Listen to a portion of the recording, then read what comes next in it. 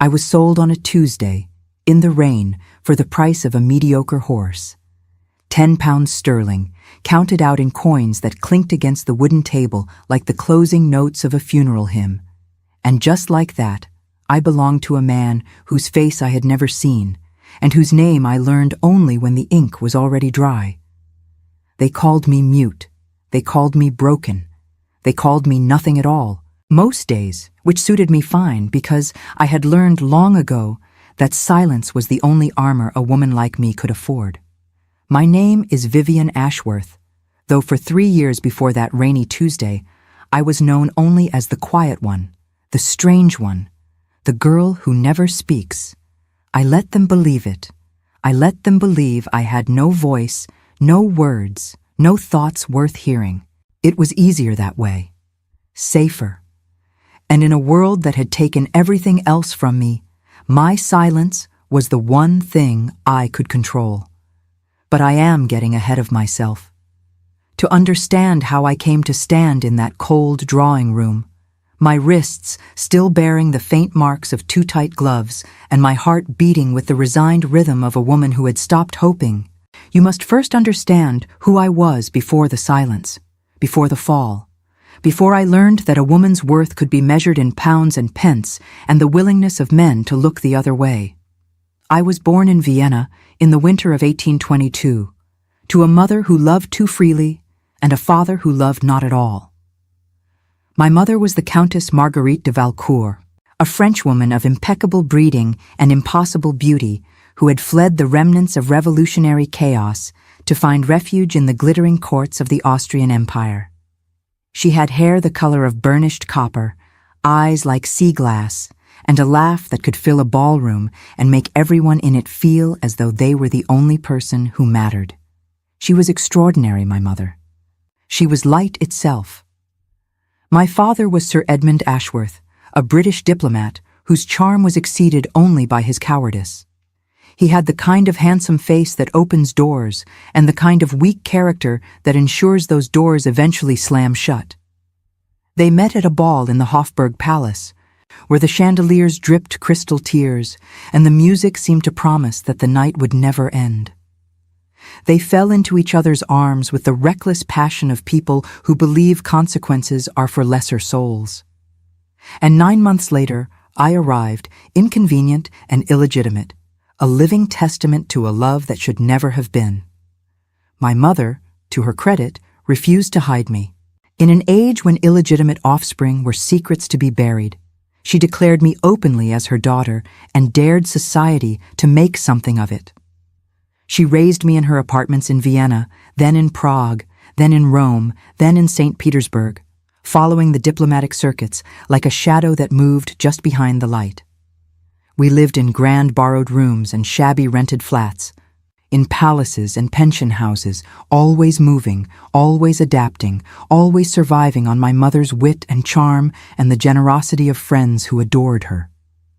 I learned French at her knee, the language of our hearts, the words she whispered to me at bedtime and sang over me when I was ill. German came next. From her Austrian friends who gathered in her salon to discuss politics and philosophy and the scandalous behavior of this countess or that prince. Italian arrived through the servants who adored her, teaching me their tongue in exchange for the kindness she showed them. Russian came from a tutor she hired when I was 7, a fierce old woman named Madame Orlova, who had fled some political disaster she never spoke of and who drilled vocabulary into me with the determination of a general training troops. By the time I was 12, I could move through a ballroom in any capital of Europe and understand every whispered secret, every veiled insult, every desperate declaration of love. Languages came to me like breathing. My mother said it was a gift from God, compensation for the legitimacy he had denied me. I did not yet know it would become both my salvation and my curse. My father, Sir Edmund, acknowledged me in private and denied me in public. He sent money when he remembered, which was rarely. He visited when it was convenient, which was even more rarely. He looked at me with a mixture of guilt and irritation that I came to recognize as the particular expression of a man who resents the evidence of his own weakness. I was proof of his transgression, walking and talking and bearing his features in a face that could not be hidden or denied. He would have preferred if I had never existed at all. When I was 14, he secured me a place in a prestigious finishing school in Switzerland, Les Trois Couronnes, less out of paternal affection than a desire to remove me from the circuits where he conducted his affairs. My presence embarrassed him. My existence complicated his carefully constructed public persona. Shipping me off to a mountain school was the easiest solution to a problem he had created and resented having to solve. My mother wept when I left. She stood on the platform of the Vienna train station, her copper hair escaping its pins, her sea-glass eyes swimming with tears she refused to shed in front of the other passengers. She held my face in her hands and made me promise to write every week. She promised to come for me when the season ended, when she had saved enough money, when circumstances allowed. She promised so many things, my mother, and I believed every one of them because I could not bear to imagine a world in which her promises meant nothing. She died 3 months later. A fever, they said. It swept through the city where she was staying, claiming dozens of lives, and hers was simply one among many. But I knew the truth. I knew that she had been weakened by years of struggle, by the constant effort of maintaining appearances on dwindling resources, by the heartbreak of loving a man who refused to love her back. She died of a broken heart, and my father did not even come to her funeral. He sent a letter instead, a brief and businesslike missive informing the school authorities that arrangements should be made and expenses would be covered. I learned of her death through a separate letter from his secretary, a man I had never met who wrote with the detached efficiency of someone recording a minor business transaction. The Countess de Valcourt had passed. My school fees would continue to be paid until I reached the age of 18, at which point I would need to make my own arrangements. There was no expression of sympathy, no acknowledgement of what I had lost. Just columns of figures and the cold assurance that I would not be his problem for much longer. I remember reading that letter in the small room I shared with 2 other girls, feeling the words sink into me like stones dropped into deep water. My mother was dead. My mother, who had been my whole world, who had loved me fiercely and protected me always, who had promised to come for me when the season ended. She was gone, and I was alone, and the world had revealed itself to be exactly as cruel as she had always tried to shield me from knowing. I did not cry. Not then, not for many months afterward. The grief was too vast for tears, too enormous to be expressed through something as simple as weeping. Instead, it settled into my bones like a permanent chill, a cold that I carried with me everywhere and could not seem to shake no matter how close I sat to the fire or how many blankets I wrapped around myself. I remained at the school for 4 more years, wrapped in that grief so profound that it felt like drowning in slow motion. I studied because studying was the only thing that made sense, the only activity that did not require me to feel. I excelled because excellence was expected and failure would have meant drawing attention to myself, which I could not bear.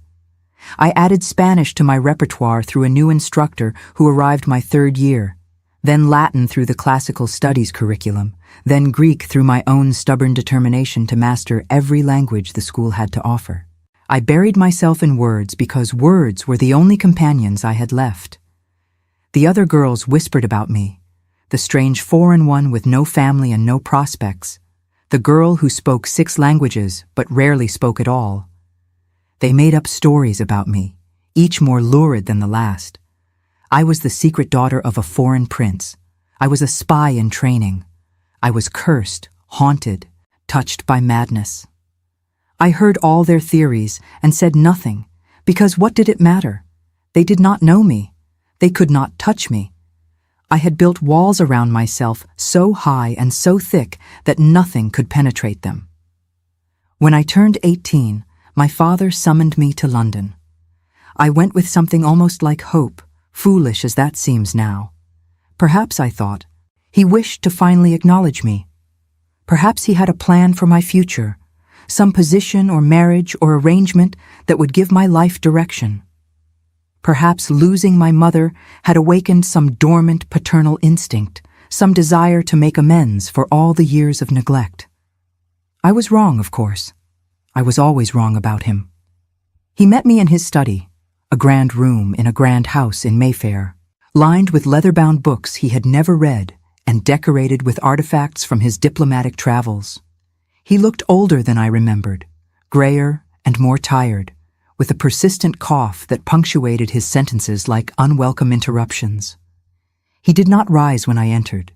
He did not embrace me or offer condolences for my mother's death. He simply gestured to a chair and began speaking as if continuing a conversation we had already been having. "I am dying," he said, and the words carried no particular weight. "Some disease of the lungs, the doctors say. A year at most, more likely months." He coughed as if to illustrate the point. "I have made arrangements for my legitimate family, of course. My wife and sons will be well provided for, but you present a particular problem." I sat in the chair he had indicated and folded my hands in my lap and said nothing. What was there to say? He was dying, and his first concern was how to dispose of me efficiently. "My wife knows about you," he continued. "She has always known, though we have never spoken of it directly. But now, with my health failing, she has made certain demands. She will not nurse me through my final illness while the evidence of my infidelity remains visible. She wants you gone, removed, erased from any connection to our family." "I see," I said, and my voice sounded strange to my own ears. Flat, distant, as if it belonged to someone else entirely. "I have found a solution that suits everyone," he went on. "A man named Mr. Horace Pemberton, a distant relation on my mother's side. He has agreed to take you on as his ward in exchange for a modest sum and your silence about the family connection. You will live in his household, assist with domestic duties, and under no circumstances reveal your true parentage to anyone. You are selling me," I said. The words came out before I could stop them. My father's eyes flickered with something that might have been shame or might have been merely irritation at having his actions named so bluntly. "I am providing for you. I am ensuring that you have a roof over your head and food in your stomach. I am fulfilling my obligations." "Your obligations." I tasted the word like something bitter. "You have never fulfilled an obligation to me in your life." "Watch your tongue," he said, and for a moment I saw the steel beneath his weakness, the coldness that my mother had somehow loved despite everything. "You are in no position to be particular. Pemberton is willing to take you. That is more than most men would offer for a girl of your circumstances." I wanted to scream. I wanted to weep. I wanted to take one of those leather-bound books he had never read and hurl it at his head. I wanted to tell him exactly what I thought of his obligations, his arrangements, his convenient solution. But I did none of those things. I had learned, somewhere in those 4 years of grief and silence at Les Trois Couronnes, that expressing my feelings only gave others power over me. So I swallowed my rage and my pain and my desperate, futile hope, and I simply nodded. "When do I leave?" I asked. "Tomorrow." He had the grace to look slightly uncomfortable, the sooner the better, given the circumstances. I curtsied, the movement automatic, and walked out of his study without looking back. That night, I packed my few possessions into a small trunk and lay awake until dawn, staring at the ceiling of the guest room where I had been placed like a piece of unwanted furniture. And the next morning, I was delivered to Mr. Horace Pemberton like a parcel whose postage had already been paid. Mr. Pemberton was exactly as unpleasant as I had expected. He was a failed academic, a man who had once harbored dreams of scholarly greatness and had watched them wither into nothing. He drowned his disappointments in gin and bitterness, both of which he dispensed freely to everyone around him. His house was a cramped and dirty place in an unfashionable part of London, filled with dusty books and broken furniture and the sour smell of alcohol and despair. He had expected, when he agreed to take me on, a meek young woman he could use as an unpaid servant, an eventual bride for his equally unpleasant nephew, a young man named Cecil, who had the watery eyes of a drunk and the wandering hands of a predator. What he got instead was a ghost, a shadow, a woman who moved through his household like smoke and never uttered a single word. The silence began that first day, though I did not plan it consciously.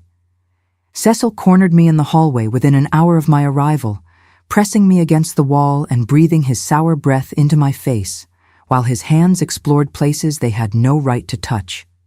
I could have screamed. I could have protested. But some instinct told me that screaming and protesting would only make things worse, would only mark me as difficult, would only give them more reason to punish me. So instead, I went completely still and completely silent. I let my eyes go blank. I let my face become a mask. And when Cecil finally released me with a frustrated curse, I walked away without a word and began scrubbing the kitchen floor as if nothing had happened. Mr. Pemberton noticed my silence within the first week. He tried to get me to speak, first through commands, then through threats, then through blows that left bruises I hid beneath my sleeves. But I had discovered something powerful in my muteness, something that even his cruelty could not touch. As long as I did not speak, they could not truly reach me. As long as I remained silent, I retained some small piece of myself that they could not steal. Eventually, Mr.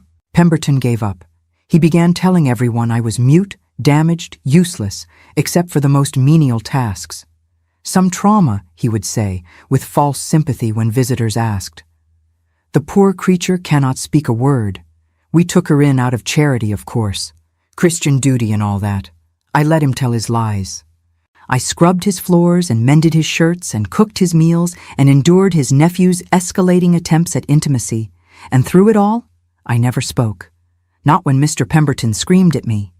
Not when Cecil cornered me in the pantry and whispered threats about what he would do when we were married. Not when the other servants took their cues from the master and treated me like I was less than human, spitting in my food and stealing my few possessions and making my life a daily exercise in humiliation and survival. My silence became my fortress. My silence became my revenge. They thought I was broken, and in thinking so, they stopped watching me carefully. They stopped guarding their words. They said things in front of me that they would never say to anyone who could repeat them. And I listened. God, how I listened. I learned everything about Mr. Pemberton's failing finances, his desperate schemes, his unpaid debts. I learned about Cecil's gambling habits and his visits to brothels and the growing chorus of creditors who came knocking at the door. I learned about the servants' petty thefts and secret romances and bitter resentments. I gathered information like a magpie gathering shiny things, storing it away in my memory for some future purpose I could not yet name. 3 years passed in this manner. 3 years of scrubbing and starving and surviving on nothing but the stubborn refusal to let them win. I was 21 years old, and I had no prospects, no protectors, no future beyond the slow, grinding misery of a life that had never truly been my own. I had accepted this. I had made my peace with it, or something close to peace. I would endure until I could endure no longer, and then I would simply stop, like a candle burning down to nothing. But fate, it seemed, had other plans. The Duke of Ashford came to Mr. Pemberton's house on a Tuesday in late September, when the rain was falling in sheets and the whole world seemed determined to be as gray and miserable as my heart. I did not know he was coming. I did not know anything about him except what I had overheard from the servants, which was that he was wealthy, powerful, cold as a winter grave, and desperate to find a wife before some mysterious deadline that no one seemed to fully understand. I was scrubbing the front steps when his carriage arrived, my hands red and raw from the lye soap, my dress soaked through from the rain. I was too absorbed in my work to notice the fine black horses or the gilded coat of arms on the door. It was only when a pair of polished boots appeared in my line of vision that I looked up and saw him for the first time. He was not handsome, not in the conventional sense. His features were too sharp, too angular, his brow too heavy, and his jaw too severe. He had dark hair that fell across his forehead in a way that suggested either carelessness or deliberate dishevelment, and eyes the color of storm clouds, gray and deep and utterly unreadable. There was something about him that commanded attention, a presence that seemed to fill the space around him and push everything else to the margins. He looked at me the way one might look at a piece of furniture, assessing and dismissing in the same glance. And then he stepped over me and into the house as if I were nothing more than a particularly inconvenient puddle. I should have been offended. I should have felt something, anger or humiliation, or at least the sting of being so thoroughly dismissed. But I had long since stopped expecting to be seen, and his dismissal was simply confirmation of what I already knew. I was invisible. I was nothing. I was a woman on her knees in the rain, and he was a duke who did not even register my existence. I did not learn until later what transpired in Mr. Pemberton's study that afternoon. I did not learn until the ink was dry and the coins were counted and my fate was sealed that the Duke of Ashford had come looking for a wife, and Mr. Pemberton, ever opportunistic, had offered me. A mute bride, he called me, a woman who would cause no trouble, make no demands, and never embarrass the Duke with foolish chatter or unwanted opinions. Perfect for a man who needed only to satisfy the terms of a will and had no interest in the complications of actual matrimony. £10 was a bargain, Mr. Pemberton assured him, for a woman who would never speak a word of complaint. I learned all of this, standing in the same drawing room where I had scrubbed the floors that very morning, listening to Mr. Pemberton explain my deficiencies to the Duke as if I were not present. "She is mute," he said, gesturing toward me with the careless wave of a man displaying damaged merchandise. "Has been since she arrived 3 years ago. Some trauma, I expect, though she has never been able to communicate the details. She was in this condition when my family took her in out of Christian charity. I kept my eyes lowered, my face blank, my hands folded in front of me. I had perfected this posture over 3 years of servitude, the perfect picture of meek submission. She can read and write a little," Mr. Pemberton continued, "enough to follow simple instructions. But she has no real education to speak of, no family, no connections, no one who would miss her or make inquiries. She is, in short, exactly what you need, Your Grace. A wife in name only, one who will never trouble you with demands or expectations or the tiresome requirements of conversation." The Duke studied me throughout this recitation, his storm-gray eyes moving over my face with an intensity that made me want to shrink into the wallpaper and disappear entirely. I forced myself to remain still, to keep my expression vacant, to give no sign of the thoughts racing through my mind. I was the mute girl, the broken one, the nothing. I had played this role for 3 years. I knew every note, every gesture, every careful absence of reaction. "Is she healthy?" the Duke asked, and his voice was deeper than I expected, rougher, as if it had been worn down by years of commands and disappointments. "Perfectly healthy," Mr. Pemberton assured him, "strong as an ox, despite her size. She has worked in my household for 3 years without a single day of illness, never complains, never asks for anything, never causes the slightest trouble. And she truly cannot speak? Not a single word?" "Not one, Your Grace. I have tried everything, believe me. Doctors, tonics, even a specialist who claimed he could cure such conditions. Nothing works. She is as silent as the grave." The Duke was quiet for a long moment, and in that silence, I felt the weight of my entire future pressing down on me. I did not want to marry him. I did not want to marry anyone, least of all a cold-eyed stranger who was purchasing me like livestock. But I also knew that I could not survive another year in Mr. Pemberton's house. Cecil's advances were growing bolder, more insistent, more dangerous. It was only a matter of time before he stopped asking and started taking. And the alternatives, the workhouse, the streets, the slow death of poverty, were worse than any marriage could be. At least as a duchess, I would have food, shelter, a bed that did not reek of mildew and despair.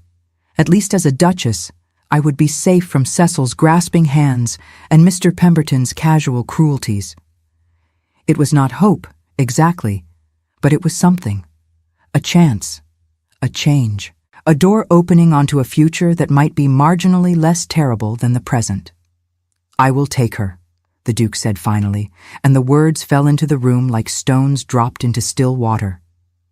£10, as we agreed. Have her ready to leave within the hour. And that was how I became the Duchess of Ashford. No courtship, no proposal, no tender words or stolen glances. Just £10, and the scratching of a pen and the cold certainty that I had been purchased like a bolt of cloth or a side of beef. I gathered my few possessions in a daze, my movements mechanical and automatic. A worn dress that had once been my mother's, mended so many times that almost none of the original fabric remained. A tattered shawl that still carried, faintly, the scent of her perfume. A locket containing a miniature portrait of her that I had hidden from Mr. Pemberton since the day I arrived, tucked beneath a loose floorboard in the attic room where I slept. These 3 things were all I had left of her, all I had left of the life I had lived before the silence. I followed the Duke to his carriage without a backward glance. Mr. Pemberton did not say goodbye. He did not thank me for 3 years of unpaid labor or wish me well in my new life. He simply counted his coins and nodded in satisfaction, already calculating how he would spend his unexpected windfall. Cecil watched from the window with an expression I could not read and did not care to examine. Fury, perhaps, at losing his intended victim. Or maybe just confusion at how his plans had so suddenly unraveled. Either way, I did not care. I was leaving. I was escaping. I was stepping into a carriage that would carry me away from this house of horrors and into a future I could not begin to imagine. The carriage was the finest I had ever been in, all velvet cushions and polished mahogany and the faint scent of leather and something else. Something masculine and unfamiliar that I would later learn to associate with the Duke himself. A cologne, perhaps, or simply the smell of a man who could afford to be clean. He sat across from me, his long legs stretched out, his eyes fixed on the rain-streaked window, and did not speak a single word for the entire journey. I was grateful for the silence. I was always grateful for silence. But this silence was different from the oppressive quiet of Mr. Pemberton's house, different from the tense stillness of a room where violence might erupt at any moment. This silence was neutral, peaceful almost, the comfortable quiet of 2 strangers who had no expectations of each other and therefore no reason to perform. The journey to Ashford Hall took several hours, carrying us out of London and into the countryside, through villages whose names I did not know, and past fields that stretched to the horizon like green and golden seas. I watched the landscape change through the window, marking our progress by the shifting scenery, and tried not to think about what awaited me at the end of the road. We arrived as darkness was falling, and the great house rose up out of the mist like something from a Gothic novel. Ashford Hall was everything Mr. Pemberton's cramped and squalid residence was not. Grand, imposing, beautiful in the way that only old money could make things beautiful, with the casual elegance of generations who had never known want. Towers and mullioned windows and ivy climbing the ancient stone walls, a sweeping drive lined with torches that flickered like earthbound stars in the gathering gloom. Servants lined the front steps, their faces carefully blank, their eyes curious despite their training. I saw them assessing me as I climbed down from the carriage, and I knew exactly what they were thinking. This was their new mistress. This shabby, silent creature in her threadbare dress and her mud-splattered boots. This was what their master had chosen. I did not blame them for their skepticism. I shared it. The Duke led me inside without ceremony, through a great hall hung with portraits of ancestors who all seemed to share his sharp features and disapproving gaze.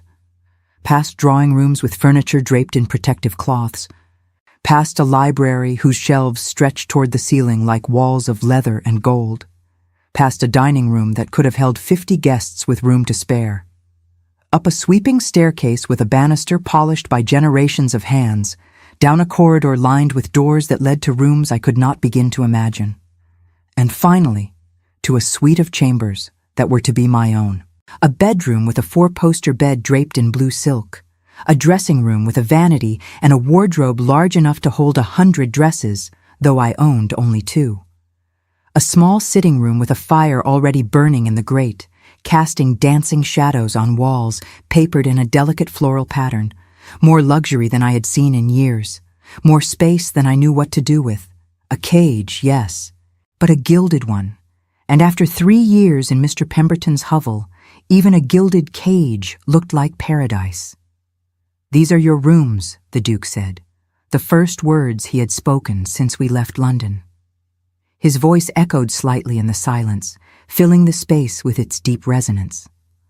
"My own chambers are in the east wing. You will not be disturbed."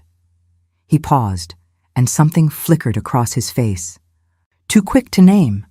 Some emotion I could not identify, there and gone in an instant. "I expect nothing from you," he continued, "except your presence at meals and your attendance at any social functions I deem necessary. Beyond that, you may do as you please. The servants will see to your needs. If you require anything, write it down and give the note to Mrs. Blackwood, the housekeeper. She will ensure your requests are fulfilled." He turned to leave, and I should have let him go. I should have sunk into the blessed silence of my new prison and counted my meager blessings. A bed that did not smell of mildew. Food that would not be spit in before it reached my plate. Freedom from Cecil's wandering hands and Mr. Pemberton's casual violence. These were gifts beyond anything I had dared to hope for. But something made me reach out, made me catch his sleeve, made me meet his eyes for the first time since that moment on the steps when he had looked through me as if I were made of glass. He stopped, stared at my hand on his arm, stared at me. I released him immediately, my heart pounding, my face flushing with a heat I had not felt in years. I did not know why I had done it. I did not know what I wanted from him. I only knew that in that moment I had wanted him to see me. Just for a second, just long enough to know that I was real, that I existed, that I was something more than a transaction recorded in a ledger. Something shifted in his expression. Not warmth exactly, but something adjacent to it. A crack in the ice, a flicker of recognition, there and gone as quickly as it appeared. "Good night," he said, and then he was gone, and I was alone in my beautiful new cage. I did not sleep that night. I sat by the window, wrapped in a blanket softer than anything I had ever owned, watching the rain fall over the vast grounds of Ashford Hall. The garden stretched into darkness, punctuated by the shapes of hedges and fountains and trees whose branches reached toward the sky like supplicating hands. In the distance, I could see the lights of what might have been a village, tiny pinpricks of gold in the sea of black. I tried to understand what I had gotten myself into. I was a duchess now, a married woman, the mistress of a great house, and yet I was still playing the same role I had played for 3 years, still trapped in the same silence, still invisible. But something was different. I could feel it in the air, in the way the house seemed to hold its breath around me, in the way the servants had watched me with something more than mere curiosity. There were secrets here, whispers that fluttered through the corridors like moths around a flame. The Duke had not married me out of need or desire, or even convenience. He had married me for a purpose, and I did not yet know what that purpose was. But I would find out. I always found out. That was my particular talent, my peculiar gift. I listened, and I watched, and I learned. And eventually, the secrets always revealed themselves to those patient enough to wait. The first secret came to me within a week of my arrival. I had fallen into a routine of sorts, the kind of schedule that takes shape naturally when there are no demands on one's time and nothing to fill the empty hours. I took my meals in my sitting room, delivered by a timid housemaid who seemed terrified of me despite my silence, or perhaps because of it. I wandered the vast halls when the mood struck me, exploring the labyrinth of corridors and staircases and forgotten rooms that made up this sprawling estate. I spent long hours in the library, which seemed to have been abandoned by everyone except the spiders, running my fingers along the spines of books that had not been touched in years. The servants treated me with a wary politeness that bordered on pity. They whispered when they thought I was not watching, speculating about my history, my condition, my relationship with the Duke. "Poor creature," I heard one of them say, "married to His Grace and cannot even speak to him. What kind of life is that?" I let them believe I was exactly what Mr. Pemberton had told them. Mute, simple, harmless. It was safer that way. It was always safer. But on the 7th day, I was in the library when I heard voices in the adjoining study. The door was slightly ajar, left open by some careless servant, and through the gap I could see the Duke seated at his desk, his head in his hands, while an older woman stood before him with the rigid posture of someone delivering unwelcome news. She was tall and thin, with iron-gray hair pulled back in a severe bun, and a face that looked like it had been carved from granite. Her dress was expensive, but plain, the attire of someone who had no need to prove their status through ostentation. This, I would later learn, was Lady Constance Blackwood, the Duke's aunt and the unofficial guardian of the family's secrets. "The deadline is in 6 months," she was saying, her voice crisp and unyielding, cutting through the dusty silence of the library like a blade. "If you do not produce an heir by then, the estate passes to your cousin, Reginald. Everything, Sebastian. The house, the lands, the title, the fortune. 300 years of Blackwood history handed over to that wastrel because your father was too proud to trust you with the truth until it was nearly too late." The Duke raised his head, and I saw something in his face I had never expected to see. Despair. Raw and unguarded, the kind of despair that only comes from fighting a battle you know you cannot win. I am aware of the terms.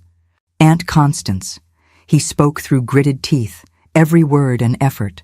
I do not need you to recite them to me as if I were a child who had forgotten his lessons. Then you are also aware that a mute wife cannot exactly provide the verbal consent required for. Lady Constance trailed off, her meaning clear. The law required consent. Consent required speech. A mute wife was, in the eyes of the law, incapable of either. I am aware. The Duke's voice was flat, dead, emptied of everything except exhaustion. I am aware of everything. I have made my choice. Your choice is madness. Lady Constance's tone sharpened with frustration. You married a woman who cannot speak, cannot consent, cannot give you the one thing you need. You have thrown away everything your family has built over centuries because you could not bear to take a normal wife and pretend to be a normal man. I could not bear to lie to another woman the way my father lied to my mother. The words hung in the air, sharp as broken glass.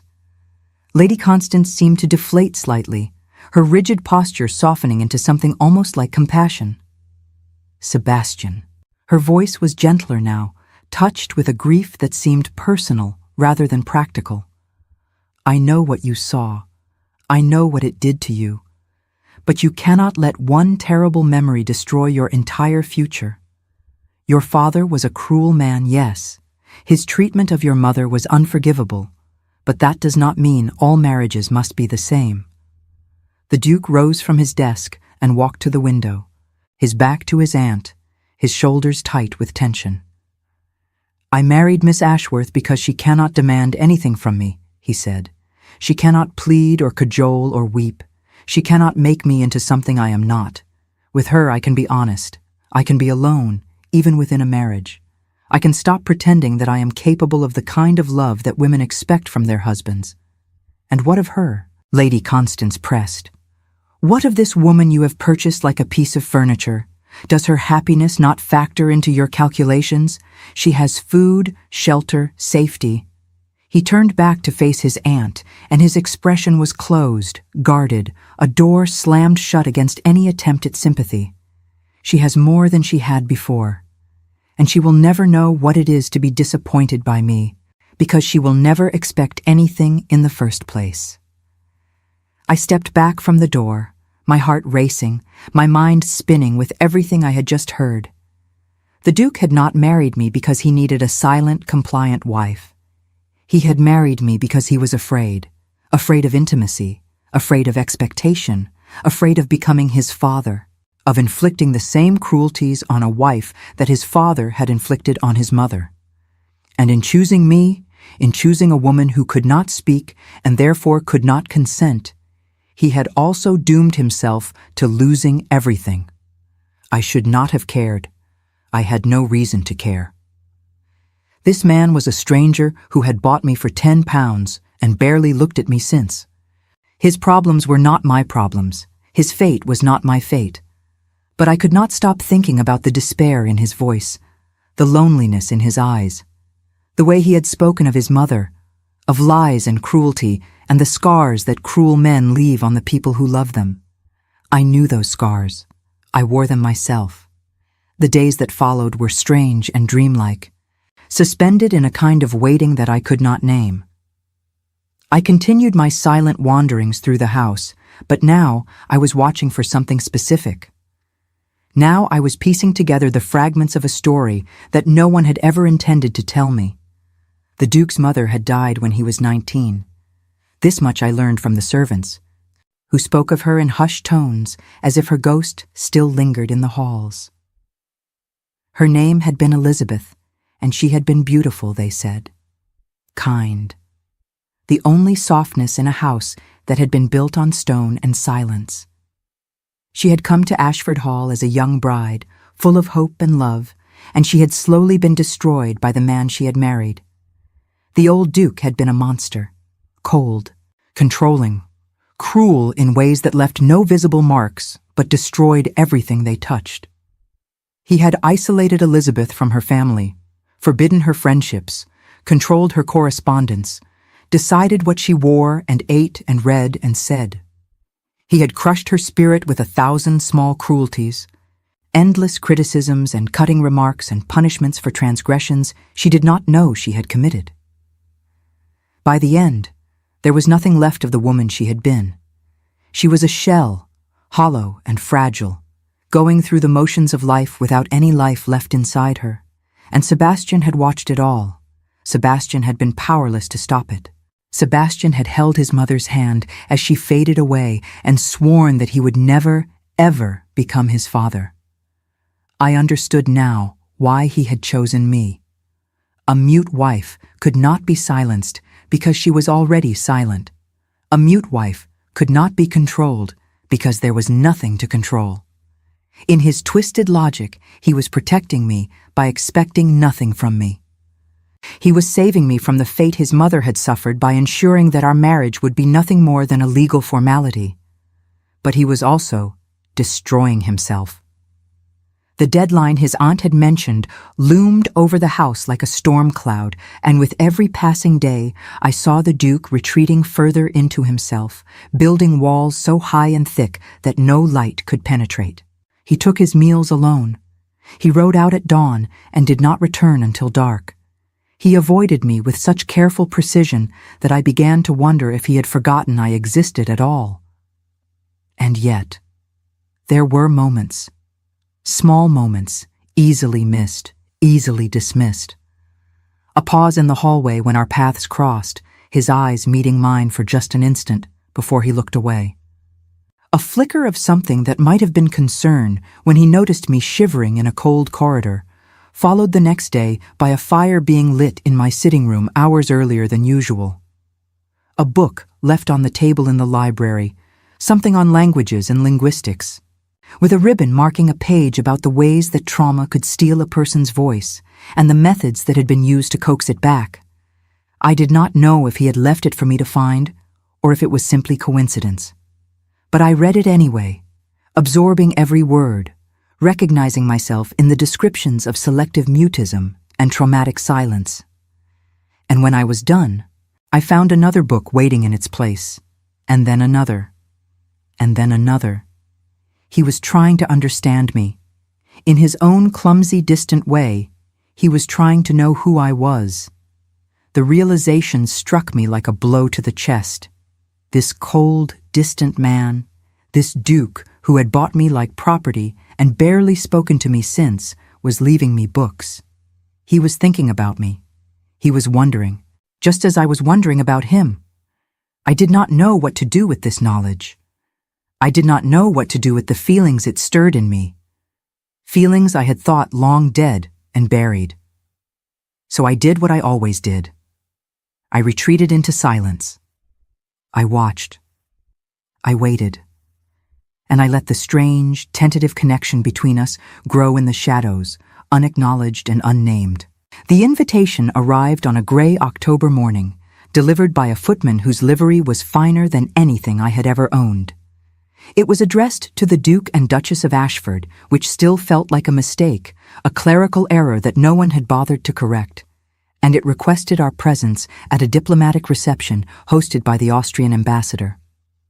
The event would be attended by dignitaries from across Europe, representatives of governments and noble houses and commercial interests that spanned the continent.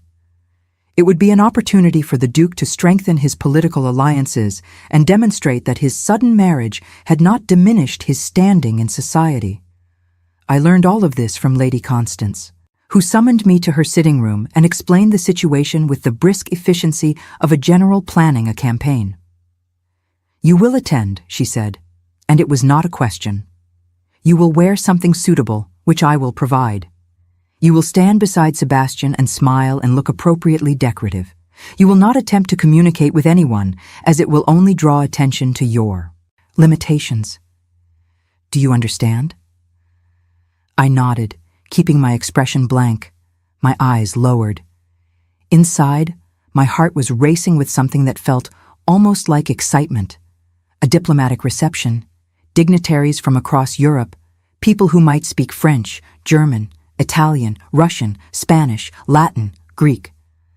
People who might say things they assumed no one could understand, things they would never say in front of anyone who could repeat them. This was either a tremendous opportunity or a terrible risk. I could not decide which. The dress Lady Constance provided was the finest thing I had ever worn. Pale blue silk with silver embroidery, cut in the latest fashion, with a modest neckline and sleeves that fell just past my elbows. A maid was sent to arrange my hair, a young woman named Sarah who seemed determined to transform me into something presentable, despite my obvious unsuitability for the role. She brushed and pinned and twisted until my dark hair was swept up in an elegant arrangement that made me look like someone else entirely, someone who belonged in this world of wealth and privilege. When she was finished, I barely recognized the woman in the mirror. I looked like a duchess. I looked like someone who had been born to wear silk and jewels and attend diplomatic receptions on the arm of a duke. I looked like a lie. The Duke came to collect me himself, which surprised me. He appeared at the door of my sitting room precisely at 7 o'clock, dressed in evening black, his cravat tied with mathematical precision, his dark hair swept back from a face that seemed even more severe than usual. He stopped in the doorway and stared at me for a long moment, and something passed across his features that I could not read. "You look well," he said finally, and the words sounded as if they had been dragged from him against his will, torn from some locked place where he kept things he did not want to feel. I curtsied, the movement automatic, and allowed him to take my arm. His touch was light, impersonal, but I was acutely aware of the warmth of his hand through my glove, the way his fingers tightened almost imperceptibly as we descended the stairs. The carriage ride to the ambassador's residence was silent, as all our interactions were silent. But it was a different kind of silence now. Charged, expectant, as if we were both waiting for something to happen, something that would shatter the careful distance between us. The reception was everything I had imagined and more.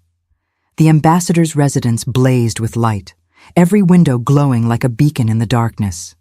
Carriages lined the street, disgorging guests in silks and satins and jewels that caught the candlelight and scattered it like stars. The air was thick with perfume and conversation, and the soft strains of a string quartet playing somewhere in the depths of the house. The Duke led me through the crush of bodies with the ease of long practice, nodding to acquaintances, exchanging brief words with men whose names I did not catch, accepting congratulations on his marriage with a tight smile that never reached his eyes. I played my part perfectly, silent and smiling, a decorative accessory on his arm. No one spoke to me directly. No one expected me to respond. I was invisible in the best possible way, present but not participating, watching and listening and filing away every scrap of information. It was in the third hour of the reception that everything changed. We had drifted to the edge of the ballroom near a cluster of men who were deep in conversation. The Duke was speaking with an elderly earl about something tedious, horses or hunting or whatever it was that men of his class discussed when they had nothing better to do, and I was standing beside him, my eyes fixed on nothing, my ears attuned to everything. The men nearby were speaking Russian. My heart stuttered in my chest. Russian. They were speaking rapid, fluent Russian, with the careless confidence of people who assumed no one around them could understand. Their voices were low, meant to be private, but I was close enough to catch every word. And what they were saying made my blood run cold. "The Duke of Ashford is a fool," one of them said. "His new wife is mute, did you hear? Mute and simple. He bought her from some tradesman for a pittance." The man laughed, a cruel sound that made my hands clench beneath my gloves. "A perfect wife for a man with secrets," another replied, and there was mockery in his voice that made me want to slap him. "He will never have to worry about her repeating anything she hears. She cannot speak even if she wanted to, assuming she can hear at all." The first man, again, dismissive. "But it matters not. We have the documents we need. By the end of the week, his shipping contracts will be ours, and he will never know what happened until it is too late. Does he suspect anything? How could he?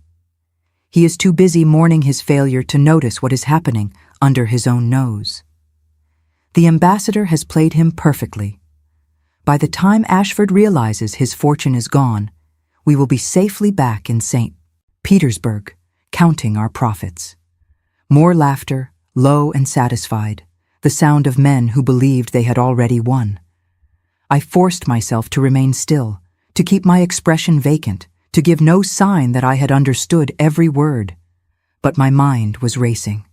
Shipping contracts, documents, a plot against the Duke, orchestrated by someone in this very room, someone he trusted, someone who was smiling and shaking his hand while planning to destroy him. I had to warn him. But how? How could I warn a man who believed I could not speak, who had built his entire relationship with me on the foundation of my silence? The answer came to me in a flash of desperate inspiration. I reached out and touched the Duke's arm, the same gesture I had made on our wedding night, the same small breach of the wall between us. He turned, his brow furrowed with annoyance, and I met his eyes with an intensity I had never allowed myself before. And then, very slowly, very deliberately, I tilted my head toward the men who were still speaking Russian, their voices lowered now, but still audible to anyone who knew how to listen. The Duke followed my gaze. He looked at the men. He looked back at me. And in his eyes, I saw the first flicker of something like recognition.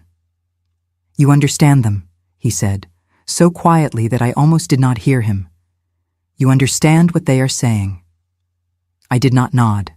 I did not shake my head. I simply held his gaze and let him see the truth in my eyes. His hand closed over mine, warm and strong, and he pulled me away from the ballroom, through a series of corridors and antechambers until we reached a small study at the back of the house. He closed the door behind us and turned to face me, and in the lamplight I saw that his face had gone pale. "Who are you?" he asked, and his voice was rough with something that might have been fear or might have been wonder. "Who are you really?" I stood there in that small study, with my husband's eyes burning into mine, and I made a choice. I had kept my silence for 3 years. I had hidden behind it, sheltered within it, used it as a shield against a world that had never shown me kindness. But this man, this cold and wounded man who had bought me for £10 and left me books about trauma and loss, this man who was about to be betrayed by people he trusted, he deserved the truth. I opened my mouth, I took a breath, and I spoke. The Austrian ambassador is working with Russian agents to steal your shipping contracts. They have forged documents, and they plan to execute their scheme by the end of the week. The men in the ballroom were discussing it in Russian because they assumed no one present could understand them. My voice sounded strange to my own ears, rusty, unused, like a door that had been closed for so long that the hinges had forgotten how to move. But the words came out clearly enough, and I watched the Duke's face as their meaning sank in. He stared at me. He stared at me for so long that I began to wonder if I had made a terrible mistake, if he would call for the guards and have me committed to an asylum for the clearly insane. But then he spoke, and his voice was barely a whisper. "You can speak." It was not a question. It was a revelation. And in his eyes, I saw something crack, something shift, as if the very foundations of his understanding were being rearranged. "Yes," I said, and the word felt like the first step across a threshold I had been standing before for years. Yes, I can speak. I chose not to, for a very long time. I chose not to because silence was the only protection I had. But I am choosing differently now. Why? Because you are in danger. Because those men are planning to destroy you. Because I watched you leave books for me in the library. Books about trauma and recovery. And I know that beneath all your coldness, you are trying to be kind. And because I am tired, so very tired of being invisible. The Duke took a step toward me, then another, until he was close enough that I could see the pulse beating in his throat, the way his hands trembled slightly at his sides. "How many languages do you speak?" he asked, and there was awe in his voice now, genuine awe. "7. French, German, Italian, Russian, Spanish, Latin, and Greek. Also English, of course, though I suppose that hardly counts." He laughed. It was a strange sound, rusty and unused, as if he had not laughed in a very long time. 7 languages. I paid £10 for a woman who speaks 7 languages. "You paid £10 for a woman who was pretending to be mute," I corrected him. The 7 languages were a bonus. Something shifted in his face then, something that looked almost like joy, but it was tempered by something else, something darker and more complicated. "Why did you pretend? Why did you let them think you could not speak?" I looked away, unable to meet his eyes any longer. It was too much being seen like this. It was too much after so long in the shadows. Because speaking got me nothing but pain. Because the world took everything from me. My mother, my father, my future, and I had no weapon left except my silence. Because if they thought I was broken, they stopped trying to break me further. I paused, gathering the courage to say the rest. And because I was afraid of what would happen if I let anyone see who I really was. And now I am still afraid. But I am more afraid of watching you lose everything to men who think you are too foolish to notice their schemes. The Duke was quiet for a long moment. When he spoke again, his voice was gentle in a way I had never heard before. "What is your real name? Your full name, the one you were born with?" "Vivienne Marguerite Ashworth de Valcourt. My mother was a French countess who died when I was 14. My father was a British diplomat who never acknowledged me publicly. I was raised in the courts of Europe until my mother died, and then I was sold to Mr. Pemberton, and then I was sold to you." I smiled, and there was no humor in it. I have been sold quite a lot, actually. It seems to be my particular talent. Not sold. His voice was fierce, suddenly fierce, in a way I had never heard. Never again. "You are the Duchess of Ashford, and no one will ever buy or sell you again. I swear it." I did not know what to say to that.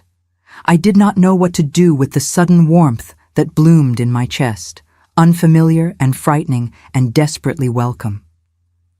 "We should return to the reception," I said finally. "If we are gone too long, it will raise suspicions." The Duke nodded, but he did not move toward the door. Instead, he reached out and took my hand, not pulling, not demanding, just holding it gently in his own. "Will you help me?" he asked. "Will you help me stop them?" I looked at our joined hands. I looked at his face, no longer cold, no longer distant, but alive with something I had never seen before. "Yes," I said. "Yes, I will help you." We returned to the reception as if nothing had happened, my hand on his arm, my expression smooth and vacant. But everything had changed. I could feel it in the way he stood closer to me now, the way his fingers brushed against mine when no one was looking, the way his eyes sought me out across crowded rooms with a new intensity. I could feel it in my own heart, beating faster than it had in years, awake and alive in a way I had almost forgotten was possible. The days that followed were unlike anything I had experienced since coming to Ashford Hall. The Duke and I met each morning in his study, the door locked against curious servants, and I told him everything I had learned. I told him about the conspiracy against him, piecing together fragments I had overheard at the reception and details I gathered through careful observation of the servants and visitors who came and went from the house. He listened with an intensity that made me feel seen in ways I had never been seen before, asking questions, making notes, treating my information as the valuable intelligence it was. We were partners now, allies in a battle that neither of us had chosen, but both of us were determined to win. But it was more than that.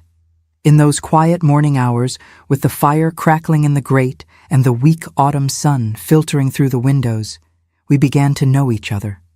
Really know each other, not as buyer and commodity, not as Duke and Duchess, but as Sebastian and Vivienne. He told me about his mother, about watching her fade away under his father's cruelty, about the guilt that had haunted him ever since, the certainty that he should have done more, should have been stronger, should have saved her somehow.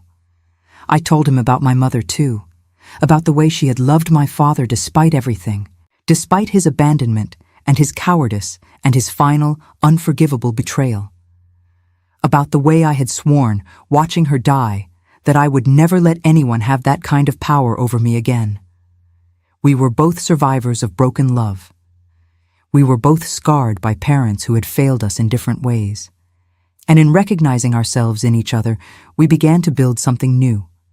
It was not romance, not yet. It was something more fragile and more precious. Trust. But the romance came later. Of course it did. It began with small things. A brush of fingers when he handed me a document, a lingering glance across the breakfast table. The way his voice softened when he said my name, as if the syllables were something precious that deserved careful handling. I tried to ignore it. I tried to remind myself of all the reasons why caring for this man was dangerous, why letting myself feel anything would only lead to pain. But my heart, it seemed, had not received the message. 3 weeks after the reception, the Duke asked me to teach him Russian. I laughed when he made the request, genuinely laughed, and the sound surprised both of us. "Why on earth would you want to learn Russian?" "Because," he said, and there was a hint of a smile at the corner of his mouth, "I would like to be able to understand my enemies without relying on my wife to translate." Your wife. The words sent a shiver through me that I could not entirely explain. And so I taught him. Every afternoon, in the library where he had once left books for me to find, I introduced him to the Cyrillic alphabet and the complex rules of Russian grammar. He was a terrible student, his accent atrocious, his memory for vocabulary abysmal. But he tried. He tried so hard, and there was something unbearably endearing about watching this proud, powerful man stumble over basic pronunciation like a schoolboy struggling with his first lessons. It was during one of these lessons, 3 weeks into our arrangement, that he kissed me for the first time. We were reviewing verb conjugations, of all things. He had just butchered the past tense of a particularly difficult word, and I was laughing, Really laughing, the kind of laughter that made my stomach ache and my eyes water. And he was looking at me with an expression I had never seen before, something soft and wondering and almost disbelieving. "What is it?" I asked, still catching my breath. "You are beautiful," he said simply. "When you laugh, when you speak, when you simply exist in a room, you are the most beautiful woman I have ever known." And before I could respond, before I could build my walls back up and retreat into the safety of silence, he leaned forward and pressed his lips to mine. It was a gentle kiss, almost tentative, as if he were asking a question he was afraid to hear the answer to. But I answered it anyway. I answered it by reaching up and tangling my fingers in his hair, by pulling him closer, by kissing him back with all the longing I had been trying so hard to deny. When we finally broke apart, both of us breathing hard, he rested his forehead against mine and closed his eyes. "I did not mean for this to happen," he whispered. "Neither did I. I swore I would never." He trailed off, unable or unwilling to finish the thought. "I know." I pulled back just far enough to meet his eyes. "I know what you swore. I know what you are afraid of. But I am not your mother, Sebastian. And you are not your father. We do not have to repeat their mistakes." He looked at me then, really looked at me, and I saw the war playing out behind his eyes. Fear against hope. Past against present. The memory of everything he had lost against the possibility of everything he might gain. "What if I hurt you?" he asked, and his voice was raw with the question. "What if I become everything I swore I would never be? Then I will tell you. I will speak up, and I will fight back, and I will not let you destroy me. I am not silent anymore, remember? I have a voice now, and I intend to use it." Something shifted in his face. The fear did not disappear, but it was joined by something else, something that looked almost like hope. "I do not deserve you," he said. "Probably not," I agreed. "But here we are nonetheless." He laughed, and it was the most beautiful sound I had ever heard. The kiss changed everything and nothing. We were still partners. We still met every morning to discuss the conspiracy against him, which was progressing apace. My translations had helped him identify the key players, and he had begun taking steps to protect his interests. Documents were moved to safer locations. Trusted solicitors were consulted. A counter-strategy was developed, one that would turn the conspirators' own weapons against them. But now there was something else between us, something warm and fragile and terrifying in the best possible way. We did not speak of it directly. We did not make declarations or promises or plans, but we kissed again and again. And each time, the walls between us crumbled a little more. He told me about the deadline, finally, about the terms of his father's will, the requirement that he produce an heir before his 35th birthday or lose everything. He told me with shame in his voice, as if the very existence of such a clause was evidence of some personal failing. I listened without judgment. I had learned long ago that shame was a poor foundation for anything, and I refused to add to his burden. "Your father was a cruel man," I said when he had finished. "This condition was designed to control you even from the grave. But we do not have to let it define us. If I do not produce an heir, I know. It would mean losing everything. The house, the title, the legacy of 300 years. I know." He looked at me with something like desperation. "I cannot ask you to. We have not even—" He struggled to find the words. "This was not the arrangement. When I married you, I never intended." I reached out and took his hand. The same gesture I had made on our wedding night, the same small breach of the distance between us. "What do you intend now?" He was silent for a long moment. And then, slowly, he raised my hand to his lips and pressed a kiss to my palm. "I intend to love you," he said, "if you will let me. I intend to love you for the rest of my life, whether we save the estate or not. I intend to be worthy of the gift you have given me, the gift of your voice, your trust, your heart." I felt tears prick at my eyes, and I did not try to stop them. For so long, I had believed that I was unworthy of love, that I was damaged goods, broken beyond repair. But this man, this complicated and wounded and wonderful man, was looking at me like I was the most precious thing in the world. "I love you too," I said, and the words felt like coming home. "I love you, Sebastian. Not because of your title or your wealth or your legacy. I love you because you left books for a woman you thought could not read them. I love you because you are trying so hard to be better than your father. I love you because when I finally spoke, you listened." He pulled me into his arms then, held me tight against his chest, and I felt his heart beating against mine, steady and strong. "Whatever comes next," he murmured into my hair, "we face it together." Together, I agreed. And for the first time in my life, I believed it. The diplomatic reception that would change everything was scheduled for the first week of December. It was to be held at Ashford Hall, hosted by Sebastian himself, and it would bring together all the key players in the conspiracy against him. The ambassador, the Russian agents, the English lords who had been seduced by promises of profit and power. They were coming to our home, confident that their schemes were about to bear fruit. They did not know that we were ready for them. The plan was simple but risky. Sebastian would host the reception as if nothing were amiss. I would circulate among the guests, silent and invisible as always, listening for any final details of their scheme. And at the crucial moment, when the conspirators believed they had won, we would spring our trap.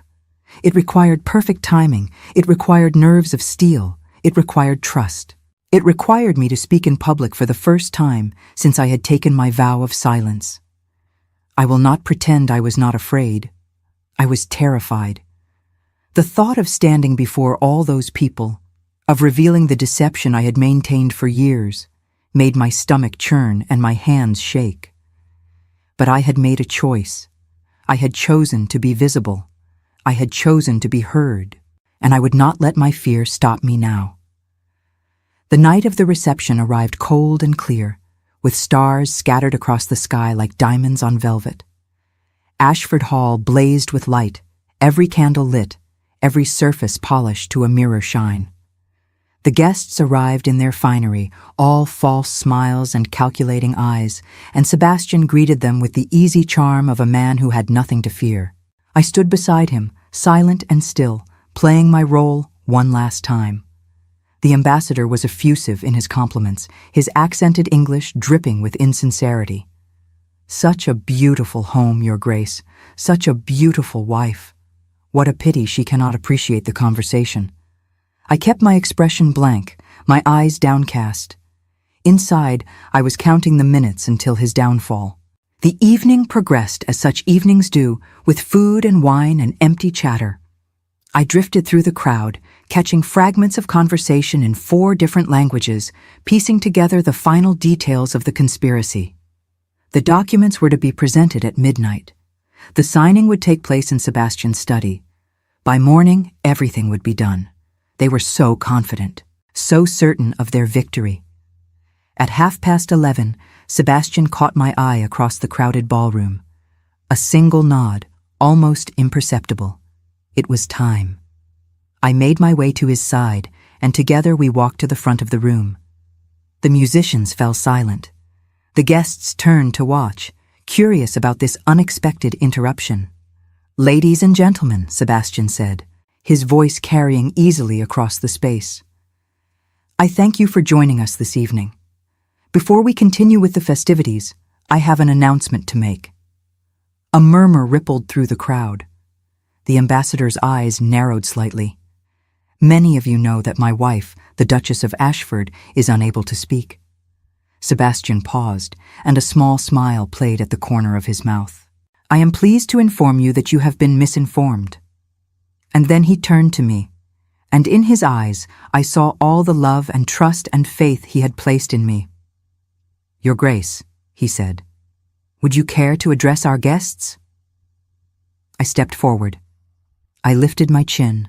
I opened my mouth, and I spoke.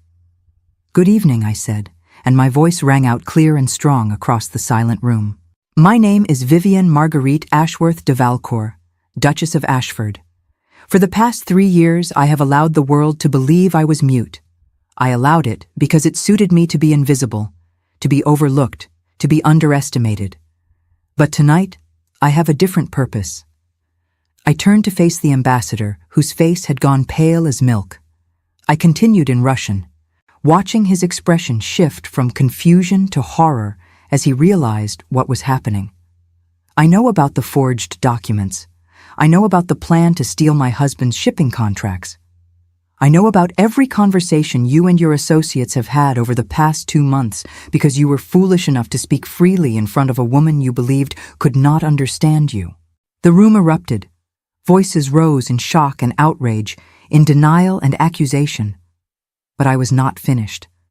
I switched to French, addressing the continental businessmen who had been part of the scheme. "I know about your involvement as well. The bribes you accepted, the lies you told.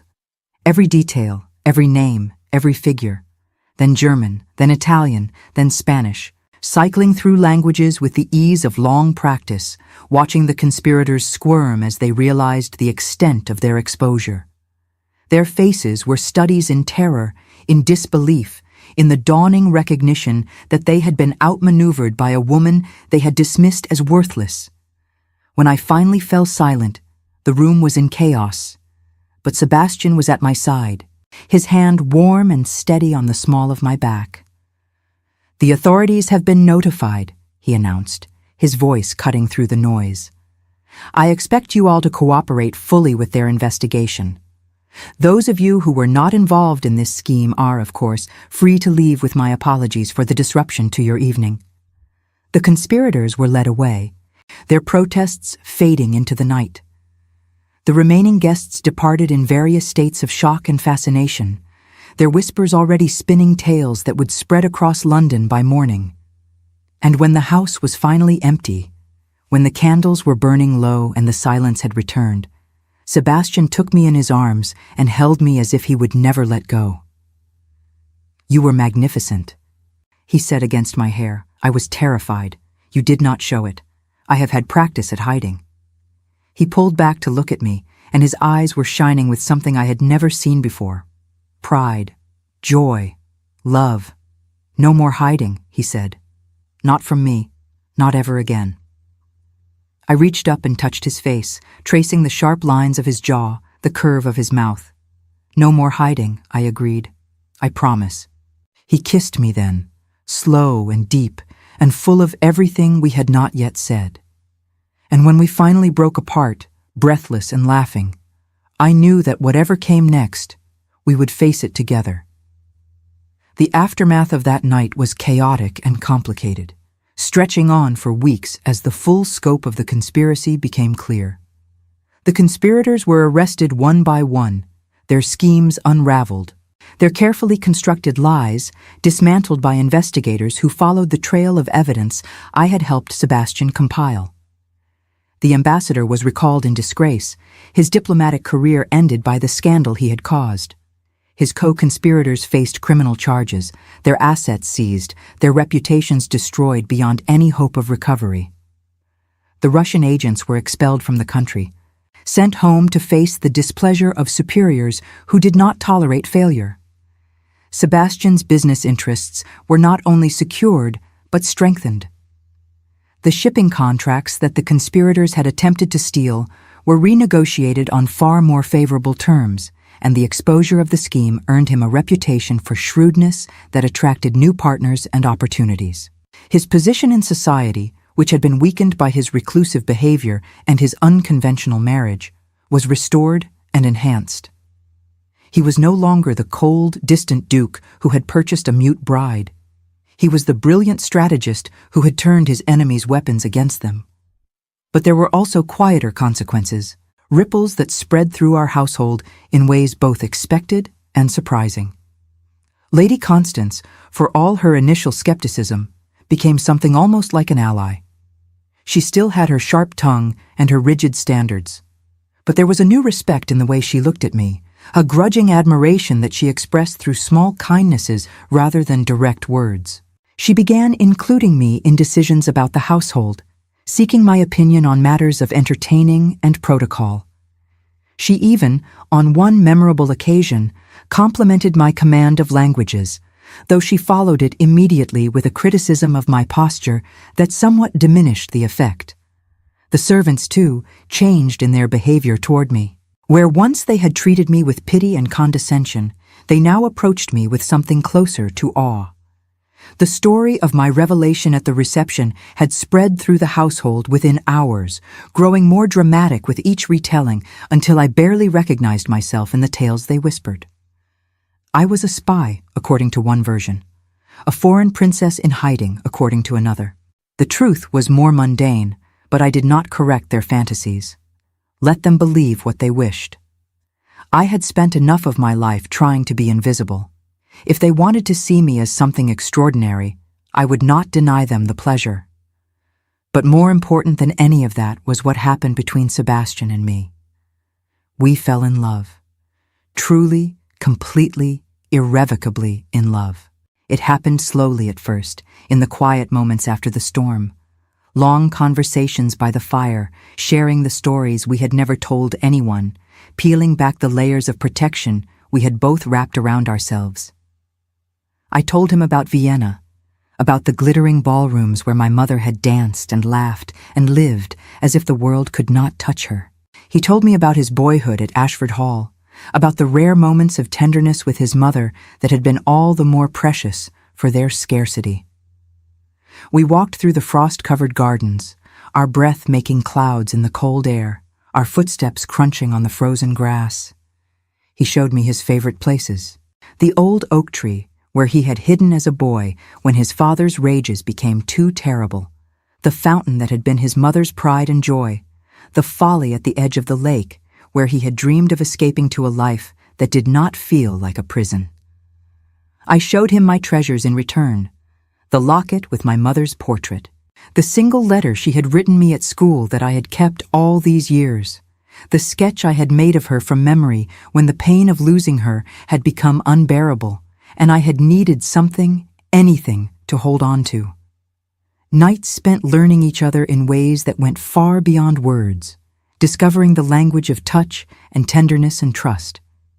The first time he held me through the night, not demanding anything, simply being present, was the night I finally understood what it meant to feel safe. The first time I reached for him of my own volition, not because I was expected to, but because I wanted to, was the night he wept with something that looked like relief. Sebastian was different now. The walls he had built around himself were crumbling day by day, and what emerged from behind them was a man I had never expected. Gentle, funny, passionate in ways that left me breathless.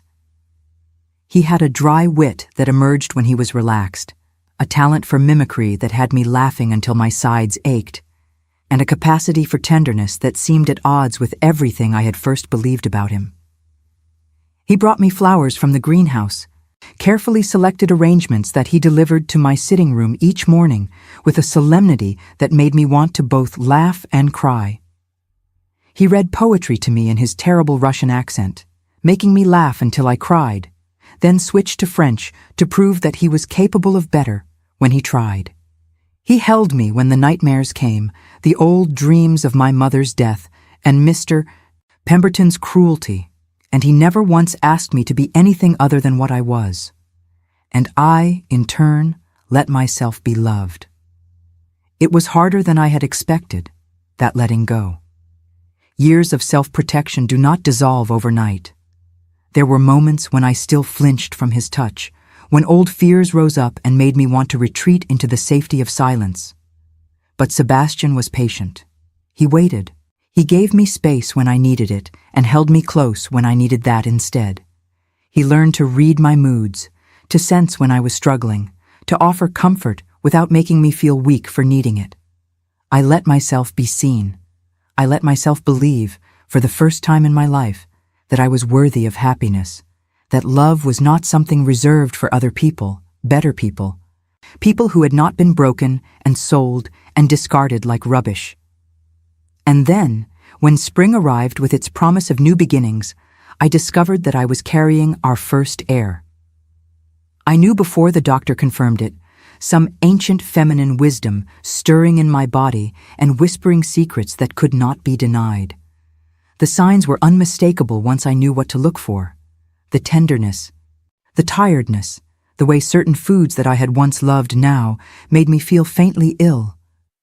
I kept the knowledge to myself for a week, savoring the secret, hardly daring to believe that it could be true.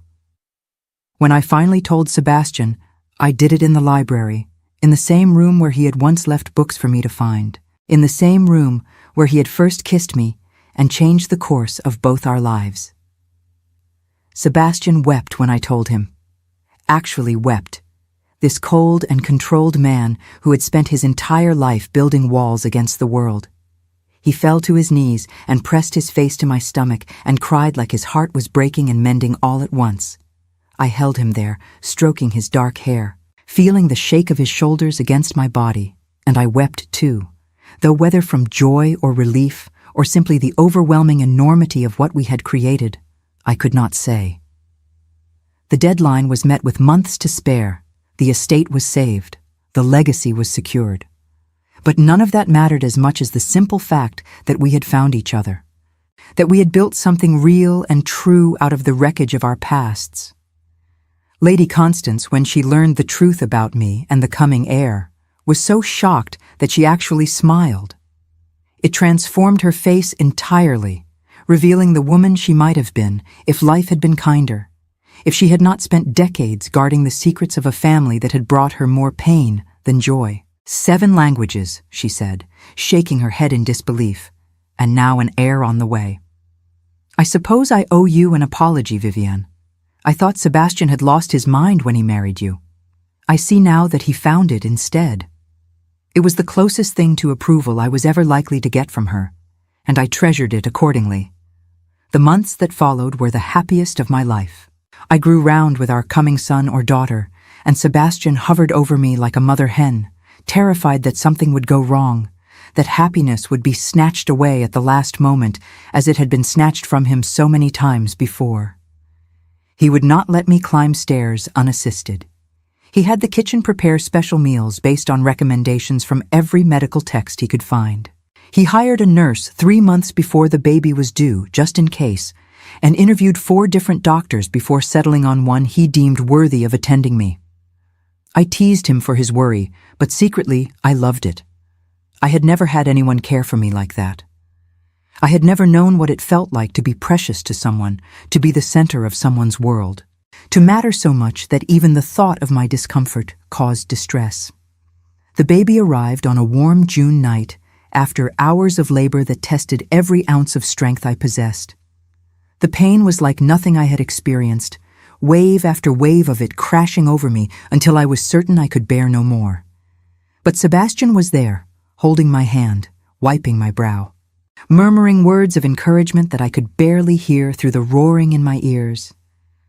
And when at last it was over, when the final push brought our daughter into the world with a lusty cry that filled the room and my heart and everything between them, I understood at last what my mother had meant when she spoke of love.